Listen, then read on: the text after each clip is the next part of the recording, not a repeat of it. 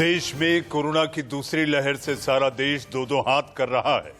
तीसरी लहर की आशंका से दहशत फैली हुई है और इतना ही नहीं, ब्लैक फंगस की बीमारी मरीज पर है भारी, लेकिन दुश्वारियां जहां की तहां, न दवा न इलाज।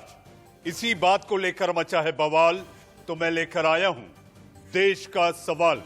नमस्कार, मैं हूं मनीष अवस्थी, हाजिर हूं आपका अपना पसंदीदा डिबेट शो देश का सवाल लेकर। देश में कोरोना के बीच एक नया संकट म्यूकोमाइकोसिस यानी ब्लैक फंगस खतरनाक होता जा रहा है। गुजरात, महाराष्ट्र, राजस्थान, मध्य प्रदेश और उत्तर प्रदेश समेत 15 राज्यों में अब तक ब्लैक फंगस के 9,320 से ज्यादा मामले सामने आ चुके हैं, जबकि इस खतरनाक बीमारी से 235 लोगों की मौत हो चुकी है। सबसे ज्यादा 5,000 मामले तो अकेले गुजरात में सामने आए हैं। यह संक्रमण इतना खतरनाक है कि मरीजों की आंख तक निकालनी पड़ रही है। नाक, आंख और जबड़े पर अटैक करने वाले इस वाइब्रेंट किलर ब्लैक फंगस को 11 राज्यों में महामारी घोषित किया जा चुका है। केंद्र ने ब्लैक फंगस को पैंडेमिक एक्ट के तहत नोटिफाई करने को कहा है। इसके बाद उत्तर प्रदेश, मध्य प्रदेश, गुजरात, चंडीगढ़, हिमाचल, उड़ीसा, कर्नाटक, तेलंगाना और तमिलनाडु भी ब्लैक फंगस के संक्रमण को महामारी घोषित कर चुके हैं।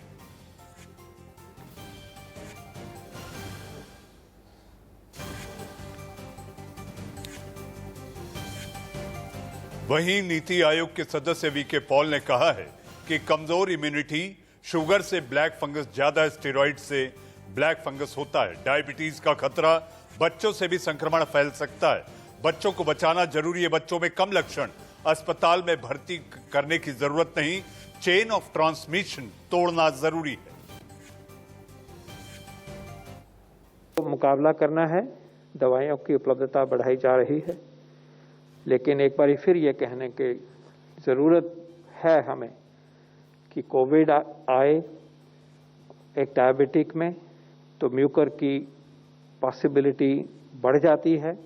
डायबिटीज में वैसे भी कभी कभी म्यूकर की बीमारी आती है ब्लैक फंगस की, खासकर जब वो अनकंट्रोल्ड बीमारी होती है डायबिटीज या शुगर की, और खासकर कि और किसी वजह से इम्यून सिस्टम में कमजोरी आती, कोई और भी वजह हो, तो वो बीमारी देखी जाती थी।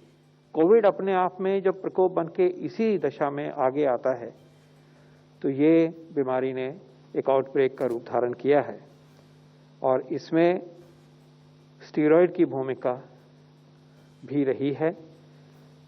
टाइम से पहले स्टीरॉयड देना, जरूरत से ज्यादा देना, बिना जरूरत के ही देना, अनड्यू टाइम तक देते रहना, हाई डोज में देना, ये सब चीजें अप्रोप्रिएट या रैशनल ट्रीटमेंट से ऊपर चली जाती।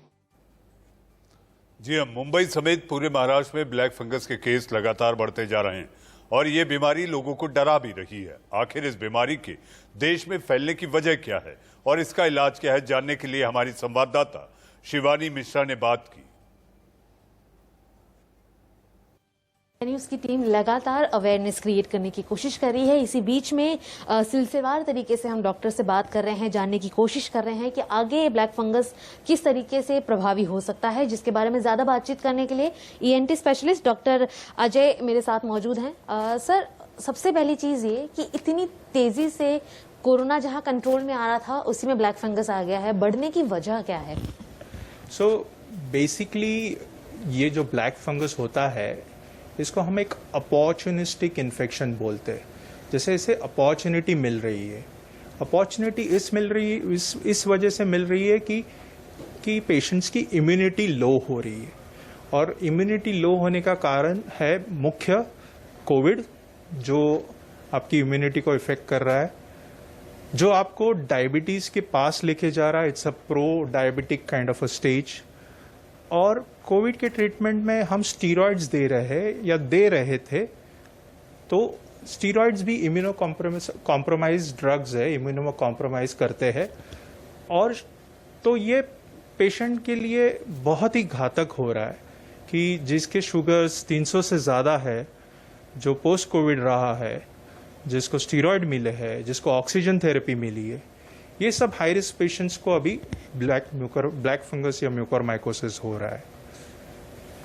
इसके अलावा सर ये जानना चाहेंगे कि जिस तरह से आपने अभी बताया कि दवाइयों का एक्सेसिव यूज़, लेकिन अभी जो इस पर दवाइयों का इलाज होगा जो हमारे पास फिलहाल अवेलेबल नहीं है, तो कैसे जो इसके इस्तेमाल में ड्रग्स या इक्विपमेंट्स आएंगे इस्तेमाल में, वो किस तरह से ट्रीटमेंट को आसान करेंगे लोग?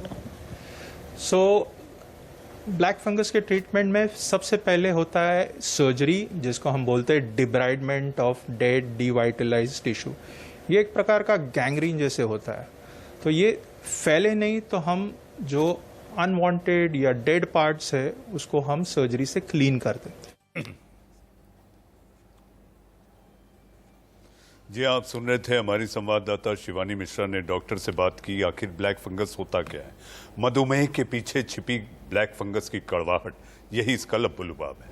मध्य प्रदेश में भले ही कोरोना के मामले कम हो रहे हों, लेकिन ब्लैक फंगस के मामले लगातार बढ़ रहे हैं। एक आंकड़े के मुताबिक यहां करीब 600 लोग ब्लैक फंगस से पीड़ित हैं। साथ ही साथ इसके इलाज में इस्तेमाल होने वाला एम्फोटेरिसिन इंजेक्शन भी लोगों को नहीं मिल पा रहा। इस इंजेक्शन को पाने के लिए लोगों को लंबी कतारों में जूझना पड़ रहा है। रेमडेसिविर के बाद अब ब्लैक फंगस के इलाज में काम आने वाले एम्फोटेरिसिन बी इंजेक्शन की मारामारी शुरू हो गई है। मैं आपको दिखाता हूं, भोपाल के गांधी मेडिकल कॉलेज में ये वो केंद्र है जहां पर मरीज की पर्ची को वेरीफाई किया जाता है और इंजेक्शन वितरित किए जाते हैं। सुबह से ही लगभग 6 बजे से 7 बजे से लोग लाइनों में लगे हुए हैं, लेकिन लोगों को इंजेक्शन नहीं मिल पा रहे हैं। लोगों से ही बात करते हैं कि क्या परेशानियां उनको आ रही हैं। आपके पेशेंट कहाँ भर्ती है? बंसल हॉस्पिटल में एडमिट है। और दिक्कत आ रही, कब से खड़े हैं? इंजेक्शन मिल पाएंगे? इंजेक्शन नहीं मिलते हैं। सिर्फ डीन साहब का ये कहना है कि हम फॉर्म अप्रूवल कर आपको दे देंगे, आपको जहाँ भी इंजेक्शन मिलता है आप जाके ले लीजिए। लेकिन जो गवर्नमेंट के एडवाइस, मतलब जो उनकी एडवाइजरी आई थी, उसमें कहा गया था कि आपको इंजेक्शन यहीं से हमीद या जीएमसी से मिलेंगे, लेकिन ऐसा कुछ भी नहीं है। अभी तक कल इंजेक्शन मिले थे? नहीं मिले, बिकॉज 2 दिनों से इंजेक्शन। कहाँ से मिलेंगे कुछ बता रहा है? कोई कुछ नहीं बता रहा है। अप्रूवल करके देने की बात बोल रहे हैं, आपको जहाँ मिले। आप भी इंजेक्शन लेने आए? हाँ, मैं भी। कब से यहाँ हैं? क्या दिक्कतें आ रही? मैं 4 दिन से यहाँ आ रहा हूँ। ये मुझे कल भी अप्रूवल दे के गए थे, लेकिन इंजेक्शन नहीं दे रहा है। बाकी अप्रूव तो कर दे रहे हैं कल से, और परेशान कर रहे हैं। सुबह से शाम तक खड़े रखते हैं और कोई इंजेक्शन नहीं मिल रहा अभी तक। जी, अब ब्लैक फंगस की बीमारी जिंदगी पर है भारी। इसी पर चर्चा और बहस करने और साथ साथ विशेषज्ञों से ये जानने कि आखिर ब्लैक फंगस से कैसे निपटें, हमारे साथ मेहमानों का पैनल है। पैनल आपके टीवी स्क्रीन पर। हमारे साथ बीजेपी के प्रवक्ता मनोज यादव जी हमारे साथ हैं। हमारे साथ महाराष्ट्र से, जी हाँ, समाज सेवी और उसके साथ साथ शिवसेना के नेता प्रवक्ता किशोर जी। आपको कोई आपत्ति तो नहीं है मैं आपको समाज सेवी कह रहा हूं? नहीं जी, आप समाज की सेवा करने के लिए है तो समाज सेवी बोल। जी, हमारे साथ किशोर तिवारी जी हैं। हमारे साथ डॉक्टर अभिषेक बंसल जी, आप बाल रोग विशेषज्ञ हैं डॉक्टर बंसल। और डॉक्टर बंसल ने ही कल एक म्यूकोरमाइकोसिस को लेकर एक ऑपरेशन भी किया है। डॉक्टर बंसल, आपका स्वागत है।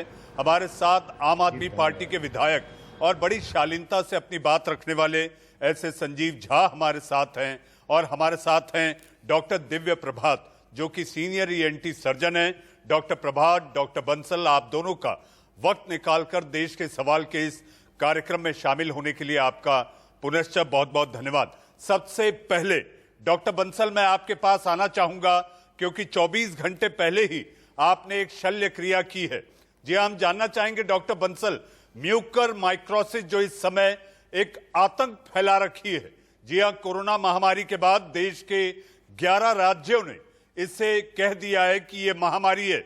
डॉक्टर बंसल, हम चाहेंगे कि बच्चे का आपने ऑपरेशन किया और बच्चों में कैसी फैलती है? नमस्कार साहब, एक तो मैं माफ़ी चाहूँगा, मैं थोड़ा सा करेक्ट करना चाहूँगा। इस बच्चे का ऑपरेशन अभी कल नहीं हुआ, ये कुछ दिन पहले हुआ था। पिछले महीने ये 15 साल का बच्चा कोरोना की बीमारी से ग्रसित होकर हमारे पास आया था और एडमिट था। 10 दिन एडमिट रहा, उसके बाद ये ठीक होकर डिस्चार्ज हो गया था। 24 अप्रैल को हमने इसे डिस्चार्ज किया और उसके बाद अगले हफ्ते में ये म्यूकोरमाइकोसिस के लक्षण लेकर, जिसमें इसे दांतों में दर्द था और तालू में इसे एक हल्का सा अल्सर था, वो लेकर ये हमारे पास आया।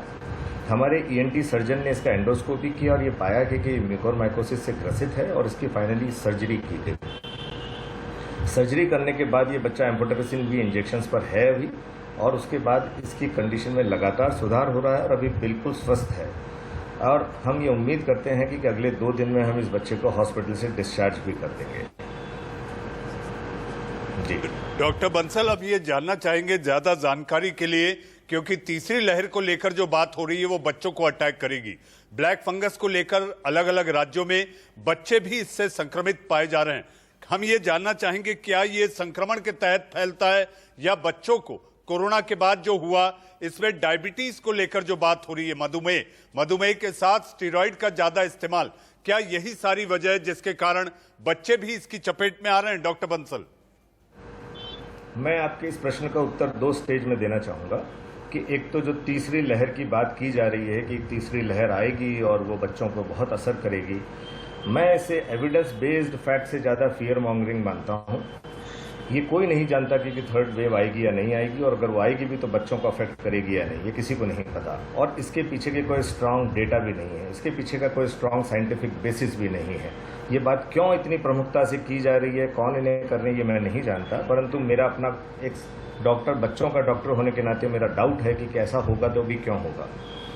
रही बात म्यूकोरमाइकोसिस के संक्रमण की बच्चों में, तो ये मेरे नॉलेज में एटलीस्ट हमारे शहर में तो पहला केस है कि जिसमें बच्चों में म्यूकोरमाइकोसिस पाया गया है।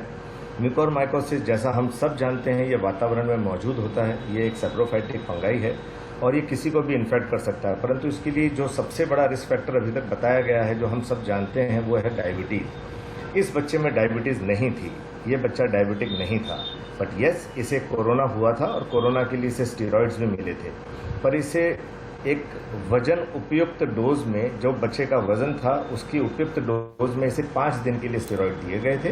That was a short course of steroid और उसके बाद वो बंद कर दिए गए थे। सो स्टेरॉइड्स यस, उनका एडिटिव इफेक्ट ज़रूर है म्यूकोरमाइकोसिस होने में, पर मेरा ऐसा मानना है कि कोरोना का इन्फेक्शन जो इम्यूनिटी कम कर देता है बच्चों में या किसी भी इंडिविजुअल में, वो एक बड़ा कारण है कोरोना होने का, क्योंकि स्टेरॉइड तो हम कई दशकों से उपयोग में ले रहे हैं भिन्न भिन्न बीमारियों में अलग अलग जगह पर उनमें हमने कभी म्यूकोरमाइकोसिस के केसेस इस तरीके से नहीं देखे। जी जी जी डॉक्टर बंसल, इस ताज़ा जानकारी और इसके साथ साथ आपने जो सचेत रहने और आखिर बच्चों को ये कैसे अटैक करता है इस पर आपने जानकारी दी, आपका बहुत बहुत धन्यवाद। यानी कि फर्स्ट हैंड इंफॉर्मेशन आपने दी। डॉक्टर बंसल आप बने रहें हमारे साथ। डॉक्टर दिव्य प्रभात भी है। डॉक्टर दिव्य प्रभात सीनियर ईएनटी सर्जन है और आपने महाराष्ट्र में काम करने के साथ साथ सरकारी अस्पतालों में, उसके अलावा आपने 4 किताबें भी लिखी हैं। डॉक्टर दिव्य प्रभात, डॉक्टर प्रभात, हम जानना चाहेंगे इस समय महाराष्ट्र में ब्लैक फंगस को लेकर भी काफी चर्चा है, देश के अलग अलग राज्यों में ब्लैक फंगस का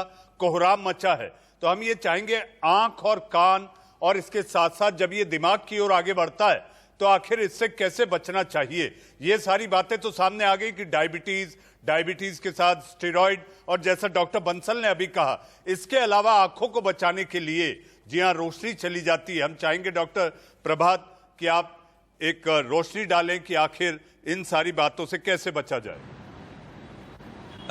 देखिए, जो म्यूकोरमाइकोसिस के केसेस हैं ये कोई नई चीज नहीं है।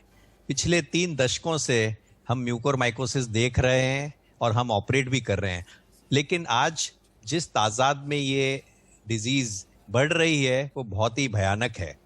मैं तो रोज ही देखता हूँ, रोज ही प्रैक्टिकली ऑपरेट करता हूँ एक म्यूकोरमाइकोसिस, लेकिन इतनी घबराने की बात नहीं है। अगर जो रोगी है उसको थोड़े भी लक्षण हो, जैसे अगर नाक में पपड़ी जमा हो, नाक से खून आए, नाक बंद हो, सर दर्द हो या आंख में सूजन आए, चेहरा नम हो जाए, सुन्न हो जाए, हाथ हिलने लगे, तो तुरंत उसको विशेषज्ञ के पास जाना जरूरी है। अगर इस बीमारी को हम पहले ही दौर में पकड़ लें, पहले ही सिम्टम्स पे, पहले ही लक्षण पे उसको पकड़ें, तो उसका डिब्राइवमेंट यानी जो सर्जिकली उसको रिमूव कर सकते हैं। दवाइयाँ आज एम्फोटेरिसिन नहीं मिल रही है तो हमारे जो पेशेंट्स हैं हम उनको सेकेंड लाइन पोसाकोनोजोल, इसावोकोनोजोल दे रहे हैं और लगातार मैं तो कहता हूँ लास्ट जो 15-20 मैंने देखे सारे पेशेंट्स इससे ठीक हो रहे हैं। तो इसीलिए बहुत ज़्यादा घबराने की इतनी भी बात नहीं है। सबसे ज़रूरी ये है कि जब भी कोई कोविड से पेशेंट एडमिट हुआ तो उसका शुगर देखना बिल्कुल जरूरी है। शुगर को नियंत्रण में रखना चाहिए और जो स्टीरॉइड जैसे डॉक्टर साहब ने कहा। डॉक्टर प्रभात, मैं आपसे मैं आपसे एक सवाल पूछना चाहूंगा, छोटा सा सवाल, मेरे मन की बिल्कुल। जिज्ञासा है। तो क्या आपको लगता है कि सरकारें, 11 सरकारें देश की जो अलग अलग प्रदेश हैं, उन्होंने ये कह दिया है कि ये महामारी है, तो आपको लगता है ये जल्दबाजी में महामारी घोषित की जा रही है? नहीं, ये जो इसके लक्षण है इसको नजरअंदाज किया गया है। मतलब पेशेंट्स को जो ट्रीट किया है उनको, जैसे शुगर को अगर कंट्रोल में नहीं रखें तो ये तुरंत बढ़ जाती है। मेरे जो मैं बोलूं पिछले 20 पेशेंट हैं, 20 के 20 डायबिटिक थे और उनको बहुत सारा स्टीरॉइड्स दिया। तो अगर डायबिटीज को आप नियंत्रण में रखें और स्टीरॉइड्स का डोज सही मात्रा में दें तो मुझे लगता है कि ये महामारी नहीं होगी और इसको उसी स्तर पे रोक लिया जा सकता है। जी डॉक्टर दिव्य प्रभात, काफी अहम जानकारी। हमारे साथ आम आदमी पार्टी के विधायक और प्रवक्ता संजीव झा हैं, मनोज यादव जी और किशोर तिवारी जी हैं। संजीव जी, मैं आपके पास आना चाहूंगा। सत्येंद्र जैन साहब, दिल्ली के स्वास्थ्य मंत्री, कहते हैं कि दिल्ली में ब्लैक फंगस की दवा नहीं, तो इलाज कैसे हो संजीव जी? देखिए, आपने बिल्कुल ठीक कहा कि जिस तरह से ब्लैक फंगस के प्रभाव अलग अलग स्टेट में दिख रहे हैं, ये खतरनाक है। हालांकि दिल्ली सरकार, दिल्ली के मुख्यमंत्री ने कुछ तरह पैनल बैठाकर ये तय किया कि हमारे अपने 3 हॉस्पिटल को हमने डेडिकेट किया और जितने भी हमारे डॉक्टर्स हैं, ENT स्पेशलिस्ट हैं, उनकी निगरानी में ये पैनल बनाया गया है ताकि अगर कोई केसेस हमारे पास हो तो उसका ठीक से इलाज हो। लेकिन जो क्राइसिस आ रही है वो मेडिसिन की आ रही है और मुझे लगता है कि आज केंद्र सरकार ने ये घोषणा किया है कि ये नेशनल एपिडेमिक हो, ये अच्छी बात है। लेकिन जो मेडिसिन की प्रॉब्लम पहले कोरोना के दौरान हुआ, जितने स्टेरॉइड हो, बाकी मेडिसिन हो, उसकी क्राइसिस रही, उसकी ब्लैक मार्केटिंग हुई, वो इसमें ना हो। अगर आप मेडिसिन नहीं देंगे तो फिर हम कितने भी हॉस्पिटल ठीक कर लें, पैनल बना लें, डॉक्टर तो इलाज ठीक से नहीं हो पाएगा। तो मुझे लगता है पिछला एक्सपीरियंस बहुत अच्छा रहा है। संजीव जी, मुझे ब्रेक पे जाना है, उसके पहले मैं चाहूंगा कि छोटा जवाब। हमारे साथ किशोर तिवारी जी और मनोज यादव हैं। किशोर जी, महाराष्ट्र की क्या स्थिति है? महाराष्ट्र में ब्लैक फंगस को लेकर जो दवा है, क्या उसकी ब्लैक मार्केटिंग हो रही है? नहीं, अभी हमने क्या किया है, आज हमारे सरकारी अस्पतालों के लिए हमने टेंडर निकाल के प्रोक्योरमेंट कर लिया था। अभी हमने जो हमारे पास स्टॉक है वो प्राइवेट अस्पतालों को देना चालू किया है। तो महाराष्ट्र में जो केसेस आई और बहुत एडवांस केसेस थी, वहां सर्जरी हुई। लेकिन अब जैसा कहा कि हम कंट्रोल कर चुके हैं, लेकिन अगर बहुत एडवांस स्टेज में आता है तो सर्जरी के सिवा ऑप्शन नहीं है। लेकिन उसको कंफाइन करने के लिए एम्फोटेरिन की जो गोली है, दवाइयां है, उसका कहीं कहीं पे ब्लैक मार्केटिंग हो रहा है, ऐसी कंप्लेंट अभी आई भी है। जी किशोर जी, शॉर्टेज डिमांड सप्लाई का रेशियो बिगड़ता है तो किशोर जी, इसको काबू करना जरूरी है। मरीज को दवा चाहिए किशोर जी, इसको काबू करना जरूरी है, मरीज को दवा चाहिए। मनोज यादव जी, मुझे ब्रेक पर जाना, एक छोटा सवाल और छोटा जवाब। मनोज जी, हर राज्य से आवाज उठ रही है फिर एक बार एम्फोटेरिसिन बी, जिस तरह से रेमडेसिविर हुई थी, अब दवा नहीं, तो इलाज कैसे हो मनोज जी? मनीष जी, सबसे पहला विषय तो ये है कि जिस तरह से कोरोना अपना बदल रहा है, ये बड़ा बहरूपिया है। ये फंगस वाला जो मामला आया है संज्ञान में और जिस तेजी के साथ ही में बढ़ रहा है, ठीक है, वैज्ञानिक भी और डॉक्टर भी समझ नहीं पाए कि किस तरह से अपना रूप परिवर्तित करता है, किस तरह से म्यूटेट होता है। तो ये एक चिंता का विषय है, लेकिन सरकारें गंभीरता से काम कर रही है, केंद्र सरकार भी इस पे गंभीरता से काम कर रही है, डॉक्टर्स भी लगे हुए हैं, वैज्ञानिक भी लगे हुए हैं, और राज्य सरकारों की भी जिम्मेदारी है। जिस तरह से ब्लैक मार्केटिंग उस समय हुआ, एक बैलेंस लगाए और एक अच्छे से वहां पर एक निगरानी तंत्र अपना गठित करे। जिस तरह महाराष्ट्र में 50-50 हजार रुपए के रेमडेसिविर मिल रहे थे, जिस तरह से आपने देखा कि, मैं राजनीति नहीं करना चाहता हूं, लेकिन जिस तरह से आपने देखा दिल्ली में भी, दिल्ली प्रदेश में किस तरह से ऑक्सीमीटर का कालाबाजारी हुआ, किस तरह से 800 सिलेंडर लोगों के घरों में मिले, कि आम आदमी पार्टी के नेता हो या कुछ फरीदाबाद में कांग्रेस पार्टी के नेता हो। तो इससे हमको चेक एंड बैलेंस लगाने की जरूरत है और ये एक बहुत ही संवेदनशील मामला है। इस पर राज्य सरकारों को साथ देने की आवश्यकता है, एक निगरानी तंत्र बनाने की आवश्यकता है और केंद्र सरकार संजीदगी के साथ लगी हुई है। इसीलिए इसी का परिणाम है कि 21 करोड़ राज्य सरकारों को निगरानी तंत्र बनाने की आवश्यकता की बात कर रहे हैं, लेकिन केंद्र सरकार को, राज्य सरकारों को ताकत देने की भी आवश्यकता है। जी हाँ, वक्त है एक छोटे से ब्रेक का। ब्रेक के बाद देश का सवाल जारी। ब्रेक के बाद आपका देश का सवाल में फिर एक बार स्वागत है। हमारे साथ मेहमानों का पैनल में आपके टीवी स्क्रीन पर बीजेपी के प्रवक्ता मनोज यादव, किशोर तिवारी जी शिवसेना नेता प्रवक्ता, हमारे साथ संजीव झा आम आदमी पार्टी के विधायक और प्रवक्ता, हमारे साथ दो विशेषज्ञ के रूप में डॉक्टर अभिषेक बंसल जो कि बाल रोग विशेषज्ञ हैं, और हमारे साथ ENT senior ENT surgeon doctor Divya प्रभात हमारे साथ हैं। फिर एक बार आप सबका स्वागत है। सबसे पहले डॉक्टर बंसल, मैं आपके पास आना चाहूंगा। डॉक्टर बंसल, अगर ग्रामीण इलाकों में जहां पर लोग समझ नहीं पाते, इलाज नहीं मिल पाता, दवाई नहीं मिल पाती, तो ऐसे में होता यह है कि ये झोला छाप डॉक्टरों की जखड़न में जकड़ जाते हैं डॉक्टर साहब, तो कई बार कैजुअलिटीज और मोर्टेलिटी होने की ये भी एक बड़ी वजह होती है डॉक्टर बंसल। जी बिल्कुल बिल्कुल, क्योंकि वो न तो बीमारी को ठीक से पहचान पाते हैं, न बीमारी का ठीक से डायग्नोसिस कर पाते हैं, और उसके बाद जो ट्रीटमेंट होता है वो भी राम भरोसे।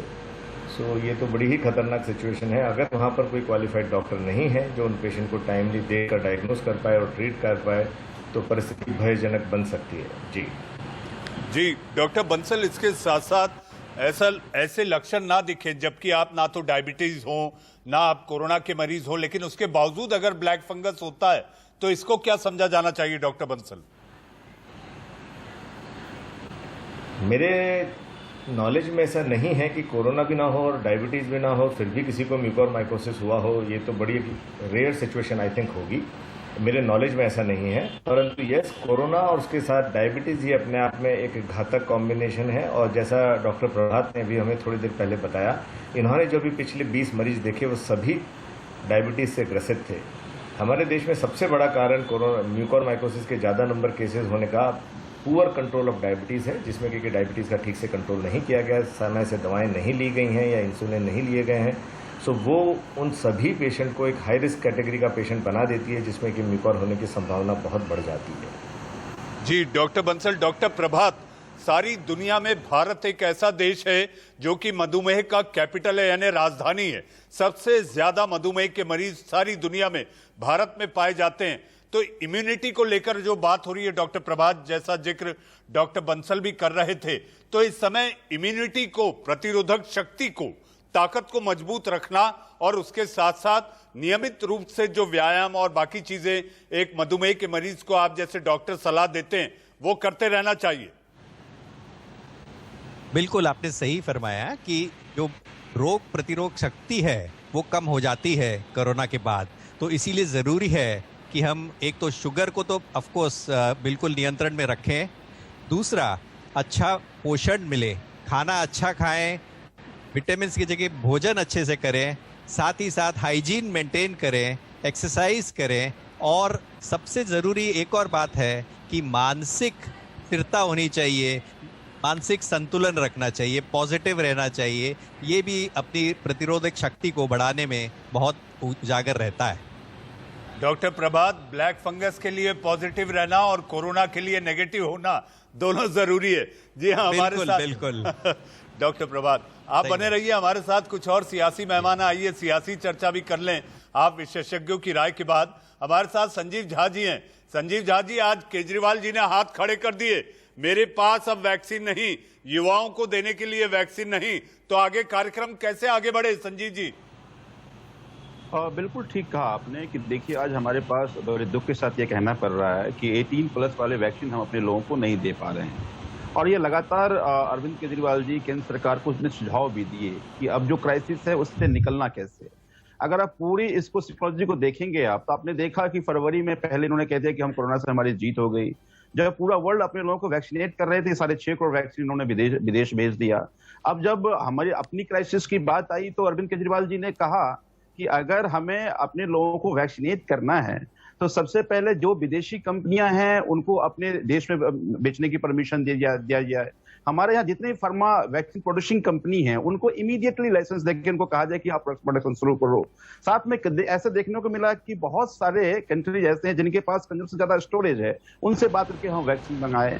तो मुझे ये लगता है कि केंद्र सरकार की पूरी लैक लस्टर जो ये प्लान रहा है उसका खामियाजा और हर स्टेट भुगत रहा है। जबकि आप देख रहे हैं कि पूरे वर्ल्ड में समझ में आया कि अगर कोरोना की लड़ाई को आपको जीतना है तो सबसे पहले आपको अपने लोगों को वैक्सीनेट करना पड़ेगा, क्योंकि वैक्सीनेशन से कोरोना को हम रोक सकते हैं।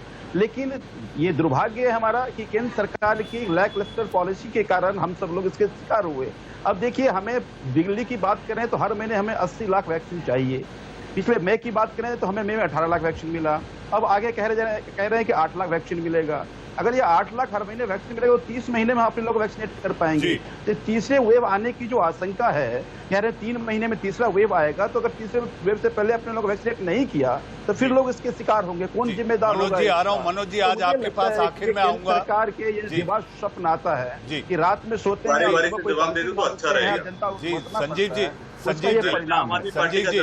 संजीव जी, आप मनोज जी आप जवाब दे दें, आप जवाब दे दें। मैं चाह रहा था कि किशोर जी के बाद आपके पास आता ताकि मिला जुला सबका जवाब दे देते आप।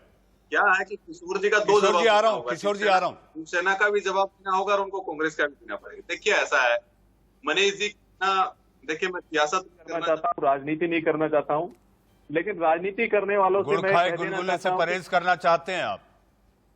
मैं राजनीति करने वालों से बता देना चाहता हूं कि बार बार प्रेस कॉन्फ्रेंस करके हाहाकार मचाने की आवश्यकता नहीं है। बताइए कि सरकार से आपको वार्तालाप करना चाहिए, फैक्स भेजना चाहिए, ईमेल भेजना चाहिए, वो ना करके आप बार बार प्रेस कॉन्फ्रेंस करते हैं। कम से कम इस चीज से बात जाना चाहिए। दूसरा विषय, पहला यह है कि देखिए, दूसरी बात यह है कि जिस तरह से ऑक्सीजन के ऊपर एक ड्रामा किया गया आम आदमी पार्टी के द्वारा, एक बहुत हाइप क्रिएट किया गया। हाय वो ऑक्सीजन नहीं है, ऑक्सीजन नहीं है। अरे जी, ये तो देखा गया था, ड्रामा नहीं, ये तो लोगों ने भी देखा, लोगों ने भी झेला। मनोज जी अगर आप इस तरह से कहेंगे ड्रामा तो ये भी गलत है। आप अपने शब्दों, आप निजी आक्षेप से बचिए। मरीज ने भोगा है, मरीज ने प्राणवायु नहीं थी वो भोगा है। ऐसा है मनीष जी, ऐसा है कि आप सुनिए, पहले ये बताइए कि जब ऑक्सीजन का ऑडिट होने लगा तो इनकी प्रेस कॉन्फ्रेंस बंद हो जाती है। ये लोग बोलते थे पहले कि 956 मीट्रिक टन की जरूरत है, फिर उसके बाद में 700 मीट्रिक टन की जरूरत है, बाद में बोले 600 मीट्रिक टन की जरूरत है। अभी ये मैनेजमेंट के कारण आज ऑक्सीजन की कमी पूरे देश में है। जो काम सरकार को करना चाहिए था वो काम सुप्रीम कोर्ट ने किया। शर्म नहीं आती है इनको? ये कोई आम आदमी पार्टी की सरकार नहीं कह रही थी, शर्म करो भाई। इस देश के सुप्रीम कोर्ट कह रहा था कि आपने पूरे देश में ऑक्सीजन का मैनेजमेंट किया, इतनी जिम्मेदारी सुप्रीम कोर्ट लेकर के नेशनल टास्क फोर्स बनाया। तो मुझे ये लगता है कि मनोज जी लक्ष्य आगे का है, लक्ष्य आगे का है। मनोज यादव जी, मन माफिक बोलने के लिए दूसरे का सुनने की भी मादा होनी चाहिए। आप भाषा चित्त की खेती होती है, लेकिन इसका मतलब ये नहीं कि आप सामने वाले को ना सुने। मनोज जी आऊंगा, मेरे पास समय कम है, किशोर जी के पास भी जाना है। किशोर जी महाराष्ट्र में अगले साल और खासकर मुंबई में बीएमसी चुनाव हैं। आज हमारे संवाददाता एक रिपोर्ट भेजे जो मैं देख रहा था किशोर जी, उसके तहत शिवसेना, कांग्रेस, जितने सियासी दल हैं वो अलग अलग टीकाकरण केंद्र बनाने लगे। ऐसे में जब एक तरफ ये कहा जाता है कि हमारे पास तो वैक्सीन ही नहीं, तो ये टीका केंद्र बनाकर आखिर सियासत करने की क्या जरूरत है? बीएमसी चुनाव को सामने देखते हुए ये सब करना है।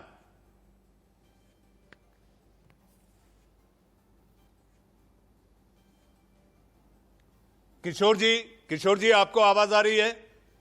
हाँ आ रही है सर। अभी किशोर जी मेरा सवाल आपसे ये था, टीके को लेकर उहापोह मची हुई है, महाराष्ट्र में भी टीके को लेकर संकट है, बड़े बड़े केंद्र बंद कर दिए गए, लेकिन बीएमसी चुनाव के चलते मुंबई में अलग अलग जगह, अलग अलग वार्डों में सारे सियासी दलों के टीका केंद्र खुलते जा रहे हैं। टीका आएगा कहां से? देखो, टीका जो महाराष्ट्र ने 10 लाख टीकाकरण पर डे की स्पीड की थी, वो अभी आकर 3 लाख पर डे पर आ चुकी है। एक तरफ हम 2 करोड़ टीकाकरण सफलता से कर पाए, लेकिन अब टीकाकरण की किरकिरी बहुत बढ़ गई है। कैसा है, देखो एम्फोटेलिन की ये दवाई नहीं मिल रही, तो ये दवाई हिंदुस्तान एंटीबायोटिक तो नहीं बनाता, नवी मैन्युफैक्चरर है। इनका पहले रेट जो था वो प्राइस कंट्रोल के पास नहीं डाला अभी तक। अरे प्राइस कंट्रोल में रेट डालो, रेट उतारो उसके, 1200 का 7000 हो गया। दूसरा क्या है, मनीष जी एक समझ लो, टीका रहे दवाई रहे, ये सब सख्ती से क्रियाशील मिनिस्टर रखकर करना चाहिए। सदानंद गौड़ा भी काम नहीं कर रहे और हर्षवर्धन भी नहीं कर रहे, और प्राइम मिनिस्टर जी तो देखो आवाज चले गई। नहीं, आवाज नहीं गई किशोर जी, आवाज आ रही है, आपकी आवाज नहीं गई, आप बोलते रहिए। किशोर जी का फोन कट रहा है। सियासत वाले ये भी कह सकते हैं कि आवाज दबा दी गई। जी हाँ, लेकिन ये तकनीकी खामी है। मनोज जी अपनी बात पूरी करें। रोक दिया था, मैं इसलिए पूरी बात कर लूं। आम आदमी पार्टी ने ही, केजरीवाल जी ने कहा कि 1,34,00,000 का हमने ऑर्डर दिया है, बाद में पता लगा वो केवल प्लान कर रहे थे। तो मैं कहता हूं राजनीति मत कीजिए, सियासत मत कीजिए, और वैक्सीन पर पूरे तेजी से काम हो रहा है। 21 करोड़ लोगों को वैक्सीन लग चुकी है और 21 जुलाई के आखिरी तक हम लोग करीब 51 करोड़ लोगों को वैक्सीन देने वाले हैं, और दिसंबर तक हम लोग 216 करोड़ के आसपास वैक्सीन लग जाएगा। लेकिन मेरा बात यह है, सवाल यह है कि राज्य सरकार है, जो महागाड़ी सरकार है, जो महावसूली सरकार है, मेरा उनसे ये सवाल है तिवारी जी से, अरे साहब ये बता दीजिए कि सबसे ज्यादा मामले आपके यहाँ ही क्यों है? आज तक आप लोग इसको कवर क्यों नहीं कर पाए? और जिस तरह से महाराष्ट्र के अंदर ये मामले बढ़ रहे हैं लेकिन उन पर कोई सुनवाई नहीं हो रही है, कोई उसको केयर नहीं किया जा रहा। किशोर जी एक छोटा जवाब। मनोज जी मुझे बहस खत्म करनी है। किशोर जी छोटा जवाब। किशोर जी छोटा जवाब, अगर मनोज यादव जी की बात आपने सुनी होगी। मनोज जी मैं बात पूरी करता हूँ कि हमारे मुख्यमंत्री रात दिन मेहनत करें। आपके मुख्यमंत्री हमारे पास सर्वश्रेष्ठ मुख्यमंत्री है, सबसे ज्यादा मौतें कहीं हुई है तो महावसूली गठबंधन सरकार में हुई है, क्योंकि आपके मुख्यमंत्री और आपका महागठबंधन वसूली करने में लगा हुआ है। 200 करोड़ रुपए की वसूली चल रही है वहाँ पर, दुनिया ऐसे ही बढ़ रही है वहाँ पर, लाशें पिछी हुई है, लेकिन उसकी कोई चिंता नहीं है। आप केवल और केवल वसूली कर रहे हैं। क्या कर रही है कांग्रेस पार्टी, एनसीपी वहां मिलकर के वसूली सरकार चला रहे हैं। किशोर तिवारी जी, मनोज यादव जी, किशोर तिवारी जी, मनोज यादव जी, किशोर तिवारी, मनोज यादव जी, संजीव झा जी, डॉक्टर दिव्य प्रभात, डॉक्टर अभिषेक बंसल, आप लोग देश के सवाल के कार्यक्रम में समय निकाल कर आए। आप सभी का धन्यवाद। अपनी अपनी राय रखी, लेकिन ये सियासत वालों के लिए मैं कुछ कहना चाहता हूं। जी हाँ, जाते जाते मैं ये कहना चाहता हूं कि सियासत के लिए क्रेडिट लेना कम करें। ये वक्त क्रेडिट लेने का नहीं, काम करने का है। देश का सवाल में आज के लिए बस इतना ही। अब वक्त है एक ब्रेक का। ब्रेक के बाद इंडिया न्यूज पर खबरों के सिलसिले को आगे बढ़ाएंगे मेरे अपने साथी सहयोगी राजीव शर्मा।